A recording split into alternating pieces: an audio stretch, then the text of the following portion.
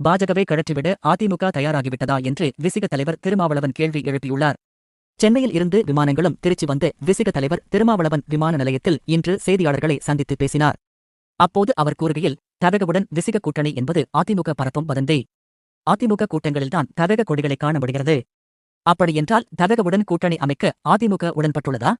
தவக தலைவர் விஜய் பல மேடைகளில் பாஜக எங்கள் கொள்கை எதிரி என்று கூறியிருக்கிறார்.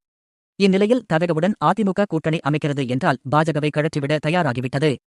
பாஜகவை கழற்றிவிடும் பட்சத்தில் அதிமுக கூட்டணி அமைப்பதில் நம்பகத்தன்மையற்ற கட்சியாக மாறிவிடாதா என்று திருமாவளவன் கேள்விகளை எழுப்பினார். கரூர் சம்பவத்தை முன்வைத்து விஜய் கட்சியுடன் அதிமுக கூட்டணி வைக்கும் என இப்போது பேச்சுக்கள் எழுந்துள்ளன.